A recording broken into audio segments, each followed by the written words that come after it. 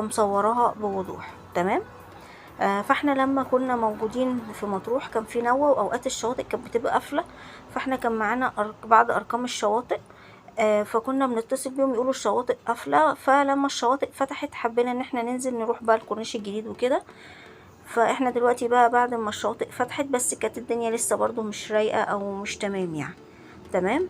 دي الناحية التانية بيبقى بدأوا يبنوا فيها اللي هو زي قرى سياحية وأماكن وشاليهات وكده للي عايز يأجر. ففي ناس بتأجر في الأماكن دي، بيبقى على الكورنيش الجديد. طبعا بتبقى قاعد وشايف البحر بس طول النهار في المية. سوري. فطبعا لما كان في نوة وكده متواجدة يعني، فكان الموج هايج وكان عالي طبعا. وانتوا ماشيين على الكورنيش بتبقوا شايفين البحر وشايفين المية، يعني ان هي مش رايقة، بتبقوا شايفين ان فيها عشب وكده. فاحنا فضلنا ماشيين. ده طبعا بدأت تظهر الشواطئ قدام كل شاطئ كده، بيكون في مطب، وكل شاطئ موقف واحد او ولد كده يوقف العربيات عشان يقولك تعالى خشوا الشاطئ بتاعنا. في ناس بتتحرج وبتخش، وفي ناس لا بتكمل لحد ما توصل مثلا للشاطئ اللي هي عايزاه. بالنسبه لي انا كنت اول مره ان انا اروح، فمش عارفه يعني ادخل انهي واحد او كده، بس كنت ببص عليهم وانا بره.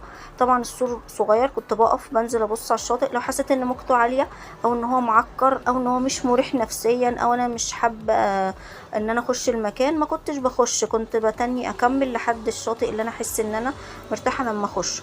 وطبعا كنت عايزة كمان اوضح معلومة، ان وانت ماشي كده قدام كل شاطئ، يعني في ناس بتوقفك تقولك تعالى عندنا وبتاع، خش الشاطئ بتاعنا عشان يخلوك ان انت تدخل.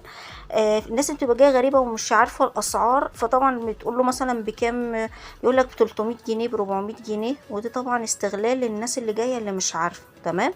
احنا كان في كده يعني مترخص من المحافظه ان الشمسيه واربع كراسي ب150. لو عايز تاخد برجولة او خيمة ممكن تبقى 150 او 200 على حسب يعني الناس اللي بتتعامل في الشاطئ. كان في شواطئ الناس فيها ذوق جدا ومتعاونة وعايزة يعني تشتغل وبتاع عشان كان عندهم نوى والسيزون واقف، وفي ناس لا كانت عايزة تستغل الوضع ان انت جاي بقى غريب مش فاهم.